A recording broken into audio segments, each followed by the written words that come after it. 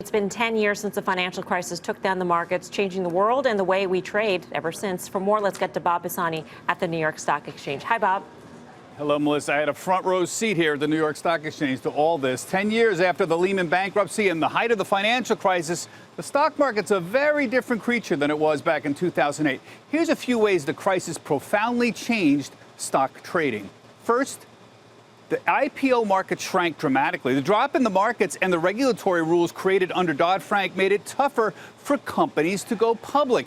Excessively low rates also made it easier for private equity to raise capital and to keep companies private. That's number one. Second, there are far fewer publicly traded companies now than there was even 10 years ago. Fewer IPOs, number one, more mergers and acquisition, number two, and more companies just going out of business have led to a big drop in the number of public companies. The number of publicly listed stocks fell dramatically after the dot-com bust. That happened first, from roughly 7,000 in 1998 to about 5,000 in 2004, but then it dropped again after the financial crisis. Today, the Wilshire 5000, which is supposedly a basket of the 5,000 largest stocks in the U.S., has only about 3,400 stocks in it. Think about that.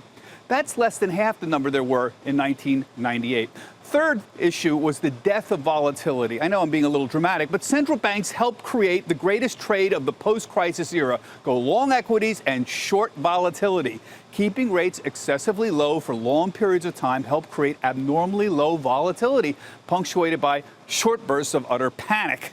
Fourth, and I think most important, was the crisis sped up the transition toward indexing and the rise of exchange-traded funds. Now, the ETF trend started pre-2008, but it fit the investing post-crisis psychology very well. A lot of investors came to believe that by not taking individual stock risk and just using exchange-traded funds, they might find a way to reduce their risk. Well, maybe or maybe not. Either way, we know the ETF trend started pre-2008, but it accelerated after the crisis. Oh, and by the way, quick programming note. Be sure to tune in for CNBC's special documentary, Crisis on Wall Street, the week that shook the world. That's premiering Wednesday, 10 p.m. Eastern Time. Back to you, Melissa. All right, Bob. Thank you. Bob Pisani at the New York Stock Exchange. So 10 years after the crisis, we've got a booming economy.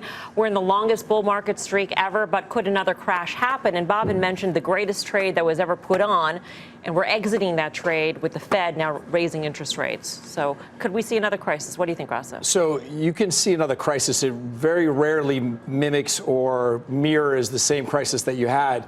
What caused that crisis, and we all know way too much about it, was the leverage. I don't think you're ever going to get back to 30-1. So no, not the same one, maybe a different one. Maybe an ETF issue where you don't have the underlyings that are opened or moving in the right direction. You could have it there. Sorry, but it went from the private to the public balance sheet. So you can make an argument that we have more leverage. Granted, maybe you have central banks who have more of an ability to unwind this trade, but more leverage in terms of Look, public debt to GDP has never been higher, and we're in a position where we're removing. Every central bank is doing their best, and you think Europe can even do this right now? We may be in a place in the first quarter where we have those issues, but for now, we try. Well, our next guest looks like she wants to get in on the conversation. She's got a brand new note out analyzing how 90% of company bankruptcies could have been avoided if corporate America focused more on environmental, social, and governance issues. Let's bring in Savita Subramanian, head of U.S. equity strategy at Bank of America Merrill Lynch. Always great to see you, Savita. So I know you look like you wanted to join in on the conversation. Are you worried about debt? I mean, as of right now, we're in a very different place. But what do you see as the trouble brewing out there? Well, I think the area of excess in today's market isn't sitting on corporate balance sheets, not necessarily on personal balance sheets. I think it's sitting on government balance sheets. It's Fed balance sheets are now at, what is it, $4.5 trillion, right, and they're planning to retire about $1.5 trillion of that over the next 4 years. How does that end? Well, so we did a bunch of work looking at what happens when the Fed allows debt to roll off of their balance sheets, like quantitative tightening. And it turns out that in that environment, large caps outperform small caps, stocks outperform bonds, and value outperforms growth.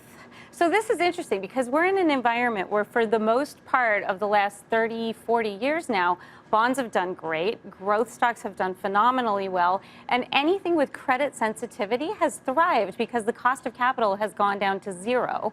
And I think now we're going to pay the piper.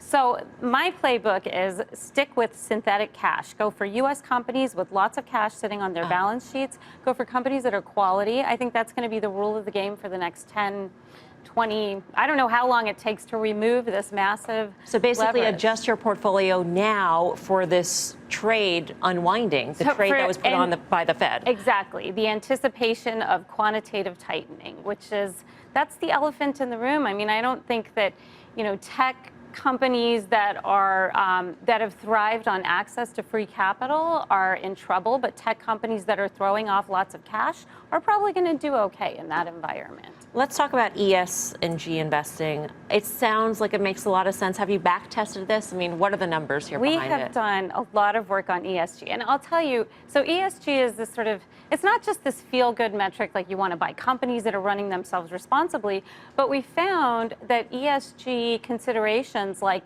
good corporate governance would have helped to avoid a lot of the stocks that ultimately went under during the financial crisis. ESG would have helped to avoid a lot of the companies with major environmental trip-ups historically. So I think that it's one of these non-financial metrics that actually seems to forecast financial results. How would this have kept you out of the financials during the financial crisis? So one thing we noticed was that companies within the financial sector overall had this real market deterioration in employee compensation, board compensation. From 2005 to 2007, there were signs that the sector was starting to see some trouble by looking at these governance metrics. And then lo and behold, in 2007, 2008, we started to see a lot of these issues revealed.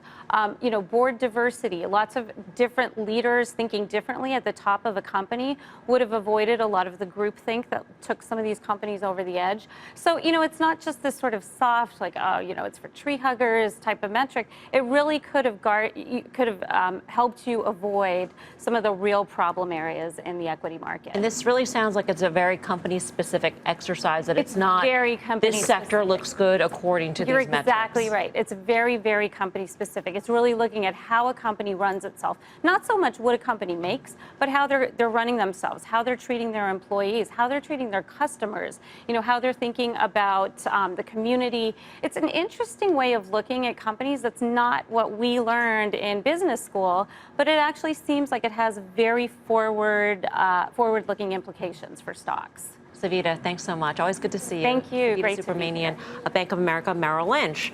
We take a look at some of the management changes that we've observed in the media. I mean, just today, there's the example of CBS. There's a past example of Wynn, for instance. ESG probably would have kept you out of those companies in terms of board diversity at the very least. Well, I don't know if there was board diversity. I mean, I actually think lack of board diversity, right? So it would have kept you out in the sense if you thought that. So it makes me think, as Savita's talking, that what about the tech companies now? We have tech companies that are controlled by one shareholder with really no board diversity. We had Gene Munster come on top of the show, talk about the board at Tesla being a problem. To me, if I look back and say, what do we learn from ESG, this back testing they've done? You got to watch out for the tech companies.